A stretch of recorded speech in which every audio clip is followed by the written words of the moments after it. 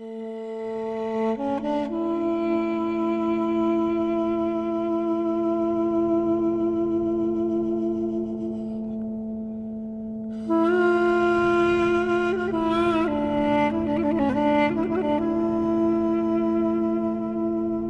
nord-ouest de l'Arabie Saoudite, au milieu d'un paysage lunaire, se dressent depuis plus de 2000 ans d'énigmatiques demeures.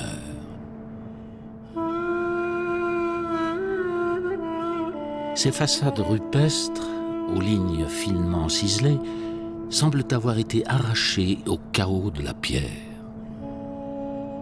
C'est l'antique cité de Hégra, interdite aux visiteurs pendant plusieurs centaines d'années.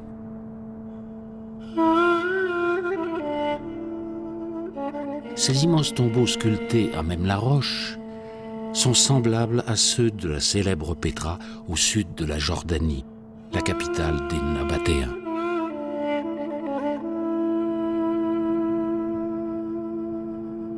Entre ces deux cités, 700 km de désert.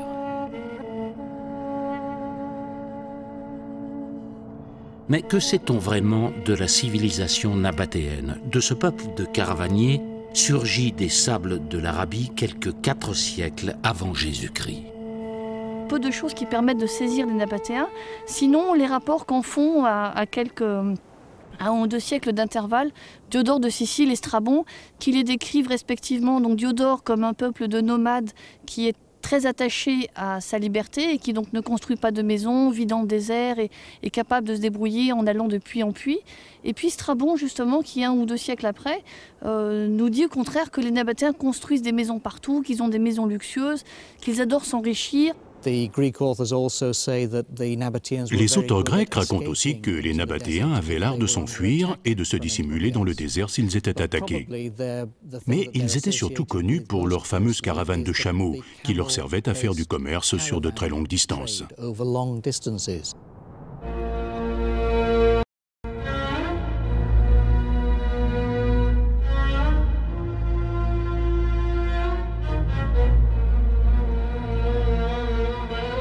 Les caravanes nabatéennes, lourdement chargées de myrrhe, d'encens et d'épices, provenant des Indes et de l'Arabie heureuse, traversaient le désert du Hedjaz du sud au nord.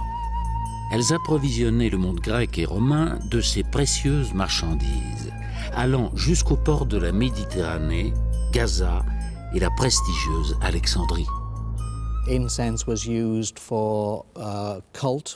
L'encens était utilisé pour le culte, pour des offrandes aux dieux, mais aussi pour la médecine et pour parfumer les maisons. Ce produit était très recherché et les Romains en consommaient énormément. Les Nabatéens y ont peut-être vu une opportunité pour prendre le contrôle de ces routes commerciales. Mais ce ne sont que des suppositions, car nous ne savons pas ce qui les a décidés à s'installer et à fonder un État. Ils ont connu certainement un succès immédiat. Lorsque les Grecs entrent en contact avec eux en 312 avant Jésus-Christ, les Nabatéens sont déjà réputés pour leur richesse acquise grâce à leur succès dans le commerce. Très vite, ces commerçants nomades, réputés pour l'abondance de leurs biens, firent l'objet de nombreuses convoitises. Pour assurer leur sécurité, ils choisirent un refuge naturel au centre d'un massif de grès rose, très accidenté, au cœur même de la roche, Pétra en grec.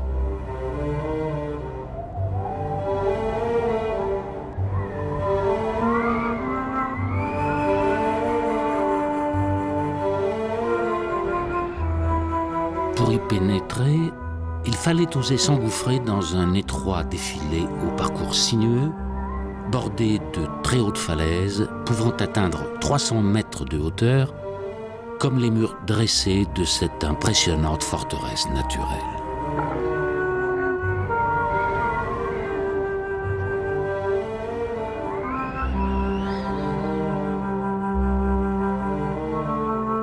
C'est là qu'ils bâtirent leur capitale.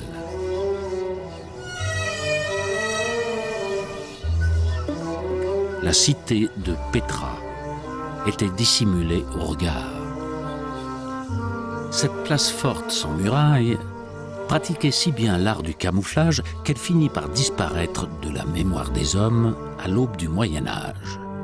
Elle ne fut redécouverte qu'au début du XIXe siècle par un voyageur suisse, Burckhardt, qui le premier emprunta à nouveau l'impressionnant défilé long de 2 km, le Sick. Il déboucha stupéfait sur l'extraordinaire façade du Rasnay.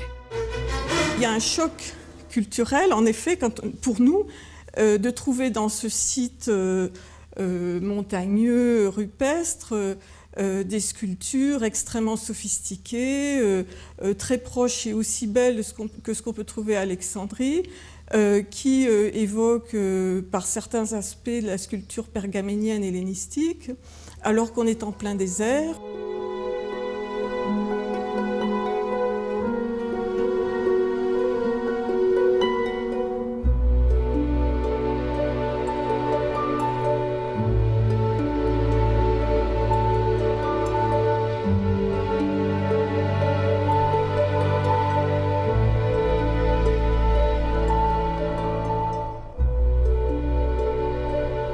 Envoûtés par l'étrangeté du site, les explorateurs de Pétra ont d'abord été accaparés par le nombre impressionnant de tombeaux taillés dans les falaises. Aussi, le lieu a-t-il été longtemps considéré comme une immense nécropole. Pourtant, Pétra était, il y a plus de 2000 ans, une véritable cité, avec ses quartiers d'habitation, ses marchés, ses rues, ses ateliers d'artisans, mais également ses temples, où l'on honorait les dieux nabatéens. C'est un site tout à fait curieux, paradoxal pour l'implantation d'une ville. Les ressources nécessaires à la vie d'une nombreuse communauté ne sont pas toutes réunies dans cette cuvette. En particulier, l'adduction d'eau pose d'énormes problèmes. Le génie des Nabatéens a été d'exploiter les massifs alentours comme un immense bassin de collecte des eaux de pluie. Ainsi, les 92 km² du site sont truffés d'installations hydrauliques. Un réseau de canalisation taillé dans la roche ou maçonné qui conduit chaque goutte de pluie vers des citernes où l'eau est recueillie. Ils se sont montrés là de grands maîtres dans l'art hydraulique. Et peut-être devaient-ils cette maîtrise à leurs origines nomades, précisément, et au fait que dans le désert, il est important de ne pas laisser une goutte d'eau s'évaporer. 3000 monuments ont été répertoriés sur la carte archéologique du site de Pétra, réalisée par Laila Némé. La ville, à son apogée, devait compter plusieurs dizaines de milliers d'habitants. C'est grâce à ces indices que les archéologues tentent aujourd'hui de reconstituer le puzzle de l'histoire nabatéenne. Mais 170 ans de recherche ont apporté plus de questions que de certitudes. Pour preuve, le fameux Rasnay qui orne l'entrée dans la ville et qui reste encore une énigme. S'agissait-il du tombeau d'un roi ou bien était-ce un temple? À quelle époque a-t-il été taillé dans le rocher? Et quelle religion les Nabatéens pratiquaient-ils pour débiter littéralement cette montagne des hauteurs de Pétra, afin de n'y laisser que le symbole dressé de leur Dieu?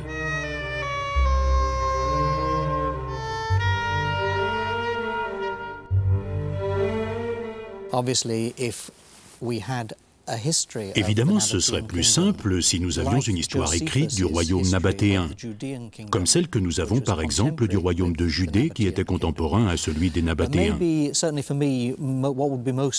Pour moi, peut-être le plus précieux serait d'avoir même de petits fragments de littérature religieuse nabatéenne. Nous avons le nom des dieux, nous avons les temples et de nombreuses inscriptions religieuses des personnes venues faire une offrande aux dieux. Mais nous ne savons rien de la façon dont les gens priaient et honoraient leurs dieux.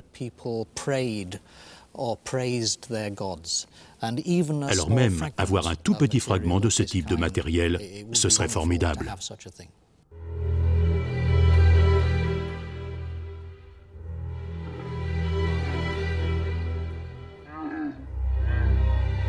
Où chercher de nouveaux indices? peut-être aux frontières du domaine nabatéen vers le sud, sur l'antique Egra, la porte de leur royaume. Aujourd'hui appelé Médaïn Salé, ce lieu d'où partaient il y a plus de 2000 ans les caravanes nabatéennes est resté vierge de tout regard pendant plusieurs siècles. Médaïn Salé est un site qui a fait rêver des générations d'archéologues. Et il y en a encore beaucoup qui aimeraient bien venir travailler sur ce site parce qu'il est un peu mythique. C'est le site par excellence après Petra, parce qu'il est nabatéen par excellence. Mais si Médaïn Salé est légendaire, c'est aussi parce qu'une fatwa pèse sur le site, une malédiction qui l'a transformé en territoire interdit. La légende raconte qu'autrefois, le lieu était habité par les Tamoudéens, un peuple pervers à qui Dieu envoya le prophète Salé pour les ramener à lui. Incrédules, les Tamoudéens lui demandèrent un signe de sa mission divine. Salé, pour les convaincre, fit un miracle. Il fit sortir du rocher une chamelle. Le jour, empruntant le défilé de Mabraken Naka, elle allait paître dans la plaine. Le soir, elle distribuait son lait en abondance à tous les habitants. Mais plutôt que de se convertir à ce miracle, les Tamoudéens résolurent de se débarrasser de l'animal. Ils fixèrent des poignards dans le défilé qui éventrèrent la chamelle. Elle succomba en poussant des mugissements terribles. Un chamelon s'échappa de son flanc et se transforma en rocher. Alors la colère de Dieu s'abattit sur les Tamoudéens et ils furent tous détruits. Le Coran fait écho à cette légende et aujourd'hui encore de nombreux musulmans évitent le lieu maudit. Ils voient dans les hautes façades nabatéennes les anciennes maisons des Tamoudéens, les assassins de la chamelle miraculeuse. Aussi, le site est-il resté à l'écart pendant des siècles. Ce n'est qu'au tout début du XXe siècle que deux pères dominicains appartenant à l'école biblique de Jérusalem vont redécouvrir Médaïn Salé. Antonin Jossen et Raphaël Savignac sont de véritables explorateurs des pays d'Orient. Pendant des années, ils parcourent la Terre Sainte, le Sinaï, la Jordanie, la Syrie. Jossen met à profit ses connaissances en ethnologie, en épigraphie et sa maîtrise des langues, notamment l'arabe qu'il enseigne. Savignac développe ses talents de photographe pour illustrer des ouvrages scientifiques. En 1907, ils obtiennent une mission de la Société française des fouilles archéologiques pour se rendre en Arabie. Le chemin de fer du Hedjaz qui relie Damas aux villes saintes de l'Arabie est tout juste terminé. Les deux dominicains se joignent aux pèlerins qui vont en direction de la Mecque.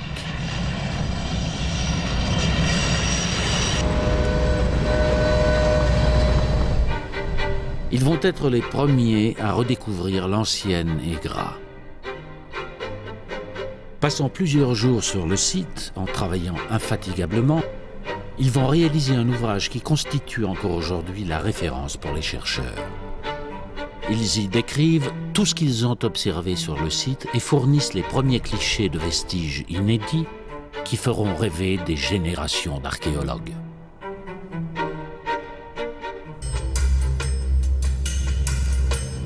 Cent ans plus tard, c'est une équipe française qui, la première, peut retourner sur les pas de Jossen et Savignac.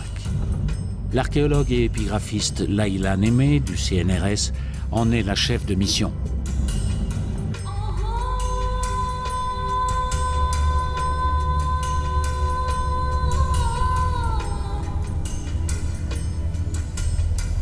C'est la première fois qu'une équipe étrangère est autorisée par le gouvernement saoudien à travailler sur les lieux. Plusieurs années ont été nécessaires à la préparation et à l'organisation de l'expédition. L'équipe pluridisciplinaire n'a que quelques semaines pour confronter le site aux travaux de Jossen et Savignac et trouver peut-être de nouvelles inscriptions, de nouveaux indices. Loin des falaises rouges et tourmentées de Petra, le site de Egra s'étend au milieu d'une vaste étendue de sable d'où surgissent des massifs de grès jaune. La plupart sont sculptés de tombeaux, sauf l'étonnant Djebel Itlib, où la zone cultuelle a été repérée. C'est là que Laïla commence son exploration, accompagnée du topographe Thomas Arnoux. Les critères d'identification de la présence nabatéenne sur un territoire qui s'est quand même étendu dans sa plus grande extension de Damas jusqu'au Hijaz saoudien sont d'une part la céramique, puisqu'on en retrouve beaucoup sur les sites, d'autre part des représentations architecturales et les représentations de divinités, mais aussi bien sûr l'écriture. Et c'est une l'écriture nabatéenne que l'on retrouve sous des formes quasiment identiques du Sinaï jusqu'à la Syrie du Sud. Donc cette écriture est un dérivé de l'araméen d'Empire, donc de l'araméen tel qu'il était pratiqué dans la chancellerie de l'Empire perse, mais il s'est forgé très vite des caractéristiques propres qui font qu'on le reconnaît immédiatement. Jean-Claude Bessac, le spécialiste de la taille de la pierre, accompagné de l'archéologue Nassera Zaïd, rejoint la zone des tombeaux d'Al-Kouraymat, à l'ouest du site. Contrairement à Petra, où l'érosion a profondément endommagé les édifices, Eggara a été miraculeusement épargné par l'action du temps. Les façades jaillies de la roche portent encore les fines traces des outils des tailleurs de pierre. Alors, par exemple, ici, nous avons d'un côté à droite des sillons qui sont très inclinés et assez espacés, alors qu'à gauche, nous avons des sillons quasiment verticaux et qui sont assez serrés. Donc, qu'est-ce que ça dénote? Eh bien que le partage du travail se faisait entre deux tailleurs de pierre, un qui travaillait côté droit et un qui travaillait côté gauche. C'est d'ailleurs ce qui est très surprenant, c'est dans le monde antique le seul endroit, ici, à Eggara, où on a les noms des tailleurs de pierre. Donc d'ailleurs une considération pour le savoir-faire de l'artisan et disons la place dans la société de l'artisan qui n'existe pas ailleurs, quoi.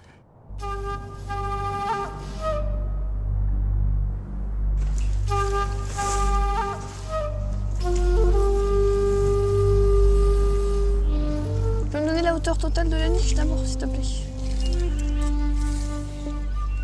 160. Oui. À Petra, c'est quasiment... Il y a peut-être une ou deux niches où on voit des aigles, mais c'est tout. D'accord. Donc ça devait être un symbole de puissance. Oui. Ailleurs, en Syrie, c'est associé à Baal Shamin. Mais là, c'est un motif qu'on retrouve assez souvent. Puis il y a une espèce de guirlande en dessous, tu vois, en dessous des ailes, avec deux petits trous comme si c'était des traces d'accrochage. Ah, lui, un petit peu... Oui.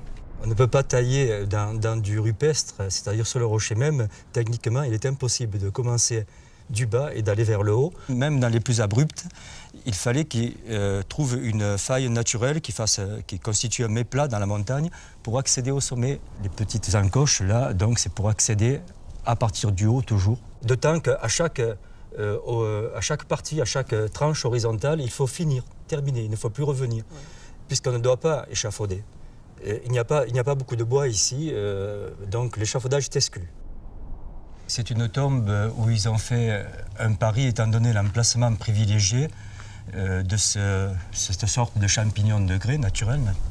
Et ils ont souhaité que ce soit visible de très loin et isolé, donc d'autant plus ostentatoire. Mais ils savaient malgré tout qu'ils prenaient un risque et qu'ils risquaient de rencontrer de la mauvaise roche. Ils se sont arrêtés pour ça. Donc c'est la mauvaise roche qui les a bloqués et ils ont stoppé le travail à partir du moment où ils ont rencontré ces mauvaises strates. S'ils avaient réussi, ils auraient eu l'une des tombes, pour ne pas dire la tombe la plus en vue par rapport aux voisines, la plus visible de loin, la mieux exposée et puis surtout isolée. Donc ça distingue le personnage qui le fait.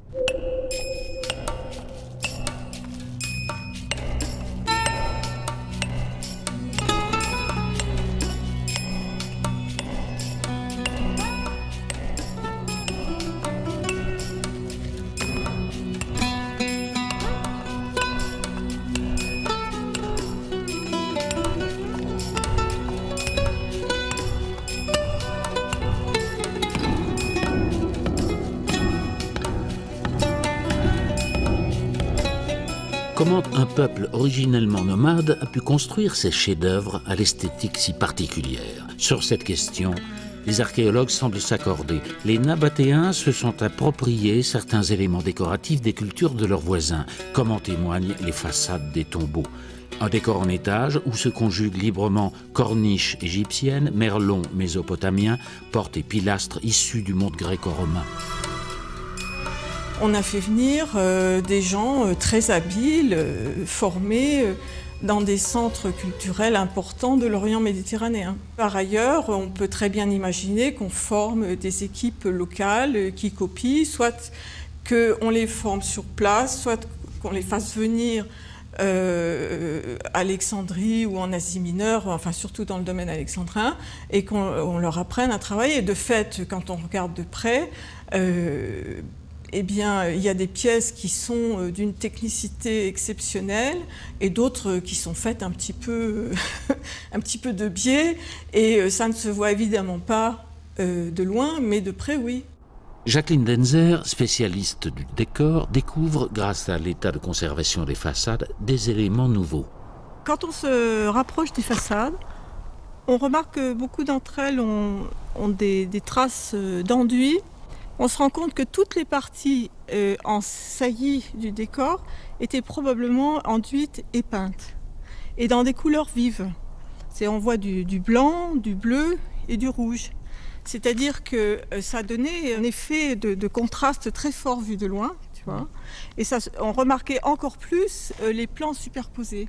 Tout ça avait pour but, un but d'ostentation, tu vois, de montrer le pouvoir, la richesse, la puissance de la famille du mort. Ces tombes monumentales étaient donc réservées aux grandes familles nabatéennes de Egra.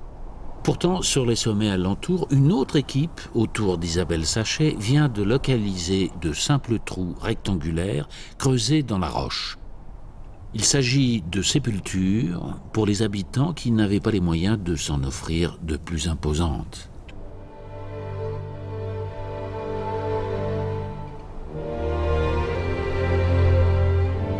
Dans l'intérieur des tombes monumentales, des niches creusées dans les murs, des loculi en grec, accueillaient les corps des défunts. Dans ce caveau de famille, l'un des plus grands de Egra, on compte 29 emplacements de tombeaux, dont certains plus petits, destinés à des enfants. Depuis l'Antiquité, les tombes ont été pillées. Il ne reste rien, à part quelques inscriptions qui fournissent des informations précieuses. Sur celles-ci, il est mentionné que Aouchabou a réservé ce lieu pour lui, ses deux fils, sa mère, ses sœurs et leurs enfants. On y apprend aussi que ce Nabatéen était originaire de Taïma, à 200 km de là.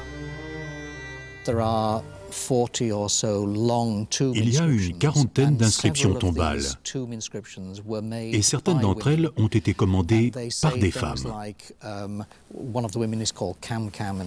Par exemple, une femme nommée Cam Cam dit que cette tombe a été faite pour elle-même, sa fille et ses petits-enfants. Il est clair que les femmes faisaient construire des tombes, engageaient un maçon, et puis y inscrivaient leur nom pour marquer la propriété. Ces inscriptions légales définissent qui peut et qui ne peut pas être enterré dans le tombeau. Il est évident aussi que parfois, seules les femmes pouvaient être enterrées dans certains tombeaux, ce qui voudrait dire que les femmes jouaient peut-être un rôle plus important qu'on ne pourrait s'y attendre.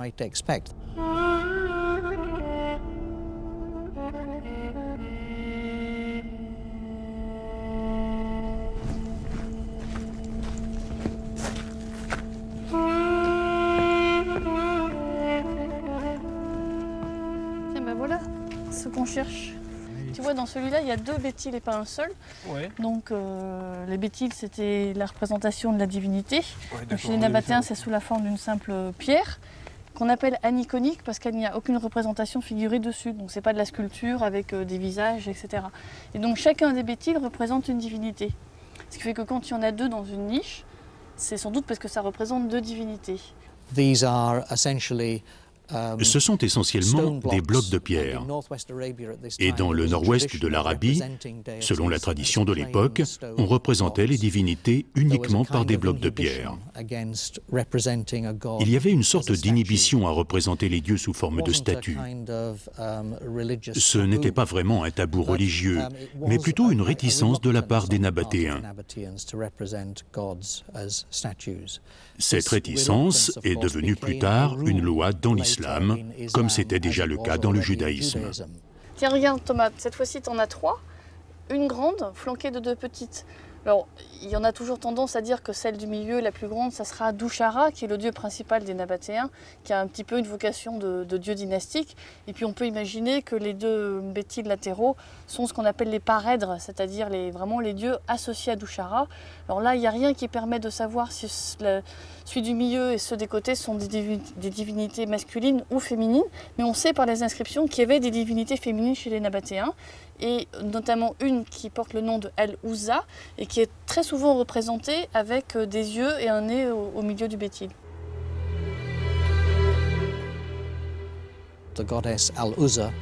La déesse Al-Ouza, son nom est d'origine arabe et signifie « la puissante », la plus puissante. Elle représenterait la planète Vénus. C'est donc une déesse astrale. Elle est parfois associée à la déesse grecque Aphrodite. Il y a d'autres divinités, mais apparemment pas de panthéon organisé. Nous n'avons aucune source qui nous dise quels sont les rapports entre eux. Le dessin des niches dépendait surtout du goût, du type qui la faisait tailler, et puis de son porte-monnaie aussi. Parce qu'une petite niche comme celle qui est à côté, là, qui est beaucoup plus simple, coûtait moins cher à faire que celle-ci. Ce sont ces 2 inscriptions qui mentionnent les tailleurs de pierre qui ont taillé sans doute les 2 niches qui sont à côté. Et on a effectivement le nom du gars qui s'appelle Abed Malkou, qui dit qu'il est sculpteur, ou sculpteur, tailleur de pierre, le terme est un petit peu générique, et Shalom qui est que soit sain et sauf. Donc c'est vraiment une salutation du sculpteur qui laisse sa signature pour dire que c'est lui qui est l'auteur des 2 niches qui sont à côté. Alors, le corpus nabatéen comprend environ 5000 textes qui sont à 90% des signatures, c'est-à-dire de simples graffitis émanant de personnes qui laissent sur le rocher leur signature, comme on voit les graffitis dans les rues actuellement. C'est l'équivalent antique des graffitis modernes que l'on trouve dans les villes. Et le 10% restant étant essentiellement soit des épitaphes, donc des inscriptions qui donnent le nom des défunts, ou bien des dédicaces religieuses qui disent que ceci est le bétil de telle divinité qu'a fait un tel fils d'un tel.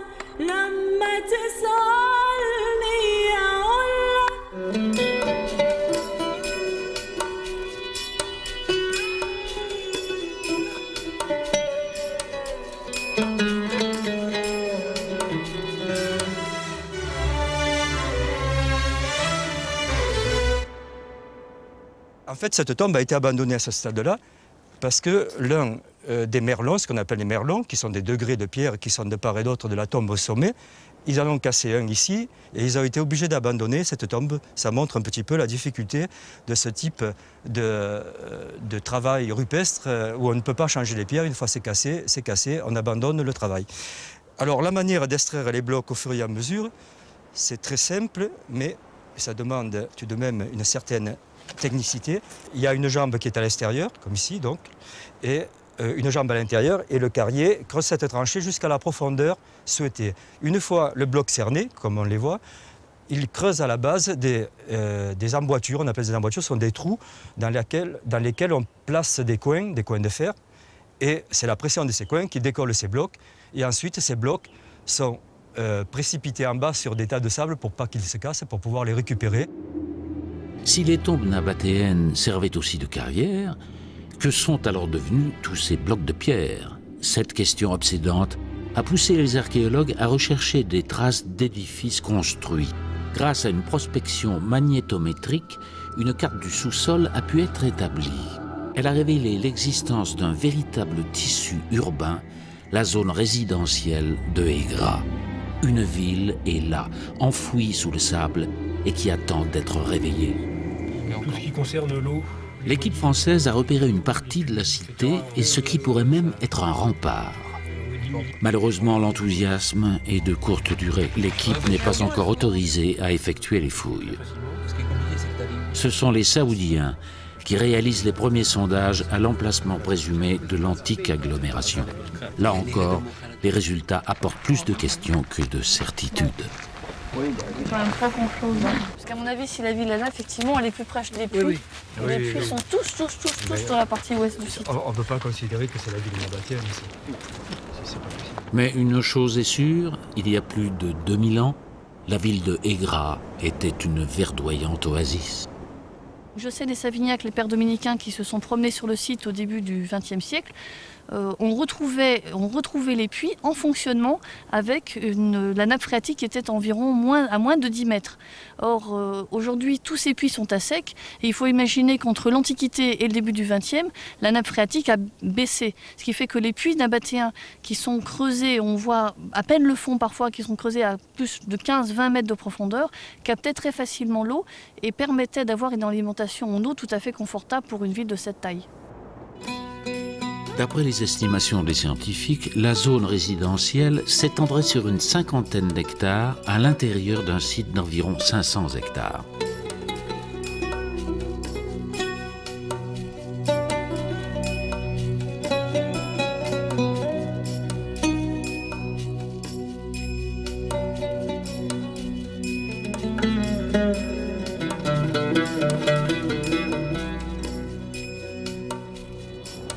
Il y a une sorte de mélange sur ce site d'activités qui sont liées au terrain et d'activités qui sont sans doute imposées par autre chose que le terrain et qu'on pourrait appeler la culture nabatéenne.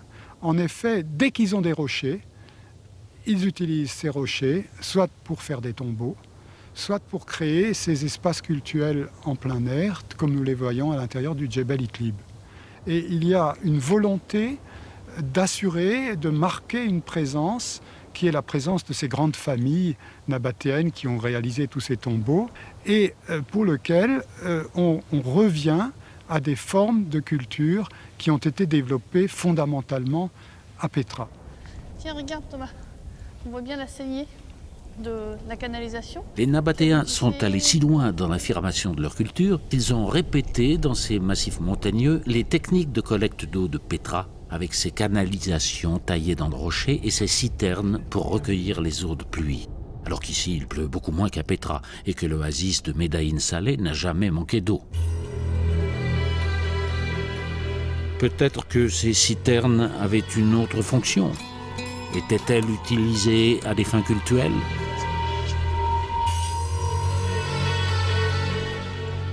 Regarde, c'est une grande salle, une salle de banquet. Ici, on l'appelle le diwan, mais c'est simplement un toponyme local. Et c'est ce qu'on appelle un triclinium, c'est-à-dire une salle avec 3 banquettes, tri-3, et cliné qui veut dire banquette en grec. Et c'est là que se réunissaient les Nabatéens avec des musiciens, et ils buvaient du vin pour banqueter, soit en l'honneur des dieux, soit en l'honneur d'un roi, soit en l'honneur des défunts quand c'est associé à des tombeaux. Donc tu vois, regarde, il y a un petit accès avec des escaliers latéraux. De chaque côté. Ouais. Et puis là, c'est une grande banquette. Il faut imaginer qu'ils étaient couchés en travers et qu'ils posaient les plats sur le petit rebord qu'il y a là. Tu vois, il y a un rebord. Donc ils étaient couchés au-dessus des banquettes, puis ils posaient les plats et ils mangeaient. Donc c'est typique des installations nabatéennes. Et donc à Médaïn Saleh, il n'y en a qu'une, qui est celle-là. Toutes les personnes qui venaient rendre un culte se réunissaient ici. Il n'y avait qu'une grande salle de banquet. Alors qu'à Petra, par exemple, il y en a 120. Ah oui, donc c'est pas du tout la même échelle. Ouais. C'est pas du tout le même système. Ici, il y en a une grande, alors peut-être qu'elle était louée, un peu genre la salle des fêtes. Elle était louée à certaines occasions par certaines confréries. Et par contre, ce qu'on a à Petra, c'est qu'il y a un certain nombre de salles de banquet comme celle-ci, où tous les convives du banquet ont laissé leur signature sur les parois. Et il faut imaginer qu'il y avait des roulements, que la salle de banquet n'était pas utilisée nécessairement toujours par la même famille. Les participants à ces fêtes se lavaient dans des bassins placés à l'entrée. À l'intérieur du triclinium, 13 convives prenaient place. On dit que le roi nabatéen servait lui-même ses hôtes au cours des banquets officiels, un rituel d'hospitalité pratiqué encore de nos jours dans les tribus bédouines.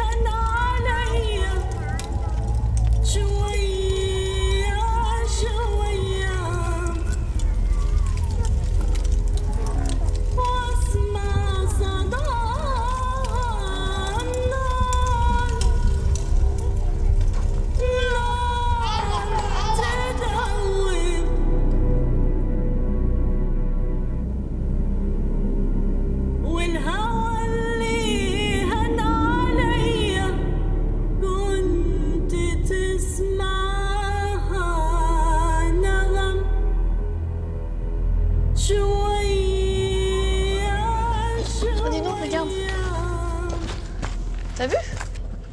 Elle est magnifique cette inscription. Il y a deux choses complètement différentes. Il y a une inscription nabatéenne, ouais. C'est sûr. Et puis à côté, sans doute une inscription nord-arabique.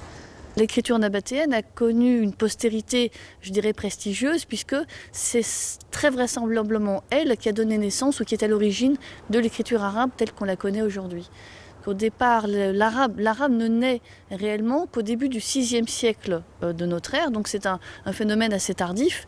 Avant cette date, avant 512, date de la première inscription, l'arabe en tant que langue n'était pas écrit avec une écriture propre, il était écrit avec des écritures d'emprunt, parmi lesquelles figure le nabatéen. Et le nabatéen a connu un développement à partir du 3e, 4e et 5e siècle qui permet de voir très très bien l'évolution des caractères pris un par un vers les caractères arabes. Que soit commémoré, alors, sans doute en bien, si ça c'est un tête-bête, pour Zaïdou, qui est fils avec un Jim Gad, mine avec des belles ligatures. Tiens, c'est rare ça. Tu vois, des ligatures où il a le noun devrait être simplement comme ça. Et en fait, le type, comme ça doit être le carrier qui a dû faire ça, il a dû faire. Je pense que ces inscriptions-là ont été tracées par le carrier qui travaillait ici. Et c'est pour ça que c'est une belle taille. Ça ne ressemble pas du tout aux graffitis qu'on a vus ailleurs, qui sont piquetés, moches. Là, ça a été fait avec un outil, et il a fait des ligatures partout. Ce trait-là n'est pas indispensable.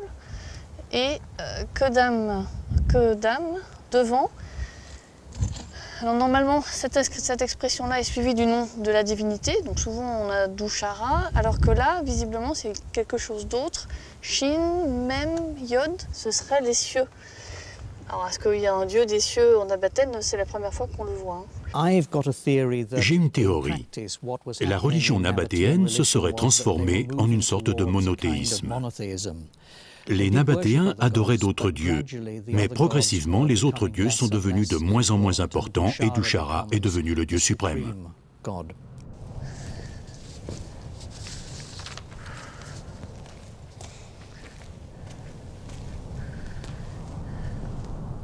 Non, c'est une des plus grandes inscriptions nabatéennes du site, à part celle des tombeaux. Hein. Elle est magnifique. Alors, qu'est-ce qu'elle dit? Balad Kir, que soit commémoré, Abd Abdat, et un type qui s'appelle Haïdou, et un autre nom, Odemos, qui sont tous les deux Asartagaïa, c'est-à-dire stratèges. Les inscriptions de Egra révèlent les titres des personnages haut placés, tels les stratèges. Ces hommes étaient chargés de gérer et protéger le trafic caravanier.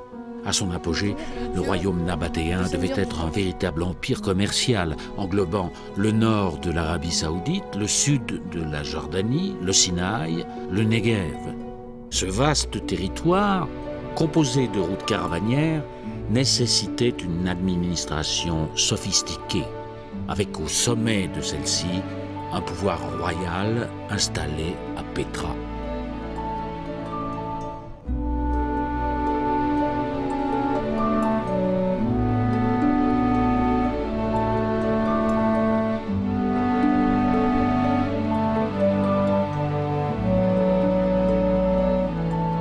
Au-delà des bâtiments rupestres bien conservés, la puissance de ce pouvoir royal apparaît également au centre de l'agglomération de Pétra, où les traces de grands édifices témoignent d'un programme architectural digne des grandes cités hellénisées. De ce Pétra central monumental, on retire l'impression d'un peuple très à l'aise, même qui ne reculait pas devant des dépenses très importantes pour construire de grands édifices publics et religieux.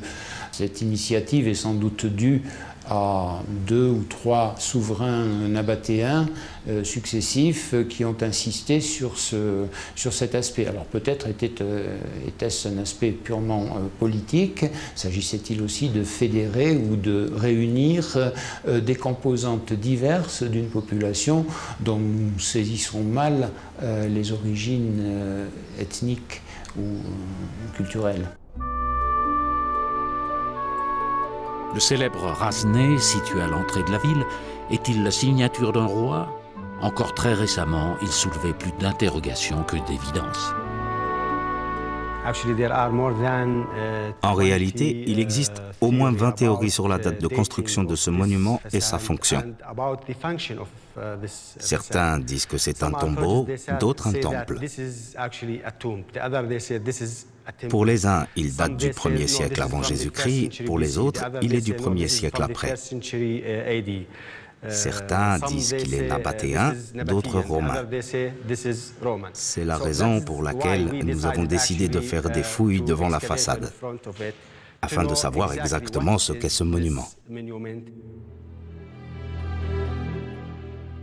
Les archéologues jordaniens ont ainsi mis au jour plusieurs tombes, semblables à celles de Hégra, ensevelies au pied du Rasné.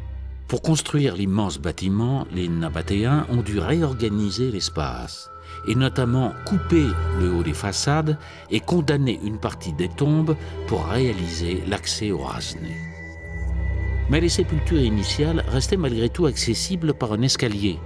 Grâce à un aménagement intérieur, on pouvait se rendre de l'une à l'autre en passant par la chambre funéraire. La réalisation de tels aménagements confirmerait qu'il s'agit bien de tombes royales et que le Rasné est le temple funéraire érigé à la gloire de la dynastie régnante.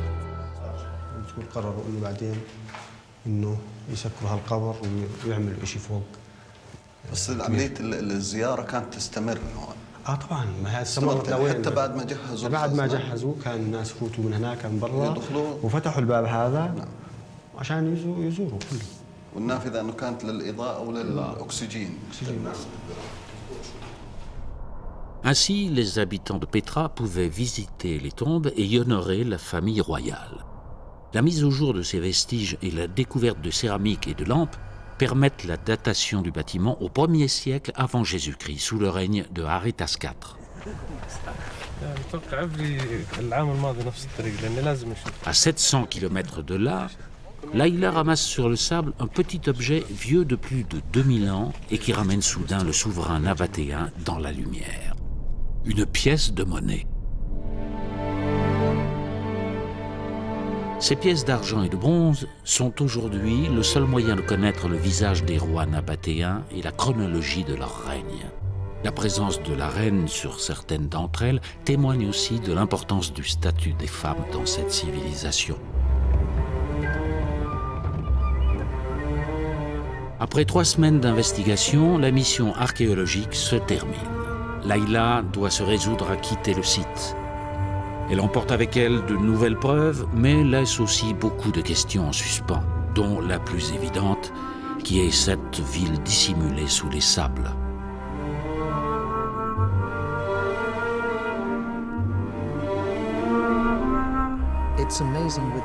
C'est incroyable.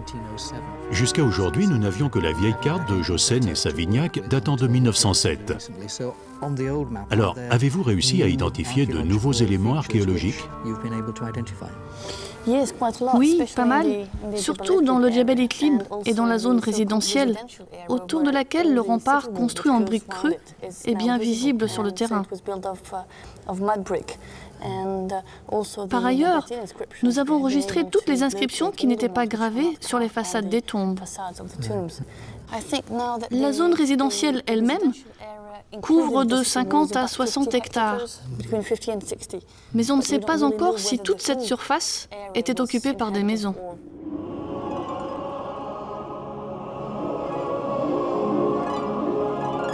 De cette histoire nabatéenne aux contours incertains, une vérité surgit pourtant en 106 après Jésus-Christ. Les murailles du Sikh, qui avaient protégé pendant des siècles l'accès à Pétra, furent impuissantes à retenir les légions romaines de l'empereur Trajan. Le royaume nabatéen devient province romaine. On suppose qu'ils se sont rendus facilement.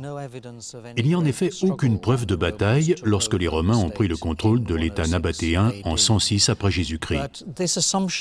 Mais cette hypothèse est tout de même fondée sur un préjugé que nous avons.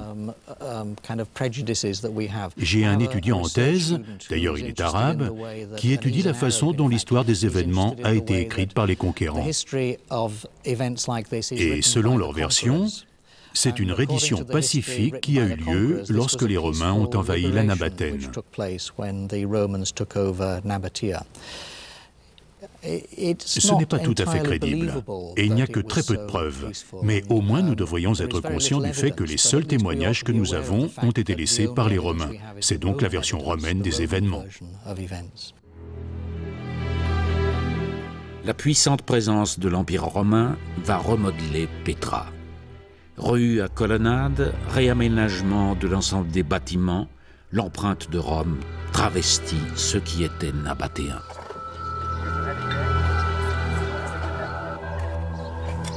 L'équipe française qui fouille depuis plusieurs années le fameux Kars el-Bind est au cœur de cette problématique. Le grand temple nabatéen dédié à Douchara révèle un bâtiment très soigneusement construit en grès, revêtu de stuc. Il possédait même un dispositif antisismique constitué de poutres de genévrier, raison pour laquelle une partie importante du bâtiment est encore debout, après plusieurs tremblements de terre qui ont détruit tout le centre-ville de Petra au IVe siècle après Jésus-Christ. C'est tombé ce deuxième temps. Mais les éléments nabatéens se dérobent au profit des traces romaines qui aujourd'hui surgissent des fouilles. Ah, vous l'avez mis disposé. On peut enfin l'admirer. Il ressemble, enfin, ce sont vraiment les traits de Marc Aurèle. Et par contraste, ceux de la première tête, effectivement, évoquent Lucius Verus. Tout à fait. Ainsi, le visage de l'empereur Marc Aurèle, finement sculpté dans le marbre, s'apparente à un autre élément de statue retrouvé quelques années plus tôt sur le site et qui semble avoir les traits de Lucius Verus. Ces deux fils d'Antonin furent co-régents de l'Empire entre 161 et 169 de notre ère. Leur découverte permet de dater le monument romain qui s'est superposé à l'enceinte nabatéenne. Ça devait être énorme. Il devait être 4,50 mètres. 4,50 mètres, oui. Peut-être 5 mètres. Après les événements de 106 après Jésus-Christ, les Nabatéens ont continué à exister. Ils n'ont pas disparu. Et nous avons plus tard, dans le IIe siècle, dans une inscription, le cas d'un individu qui se dit encore Nabatéen. Les gens se nommaient Nabatéens même après la disparition de leur État. On peut donc imaginer la situation d'un peuple dépossédé de son royaume, qui est encore conscient de sa noble histoire et de ses traditions. Peut-être qu'ils croyaient encore en la restauration de leur royaume, mais ils n'ont rien tenté pour le reconstituer.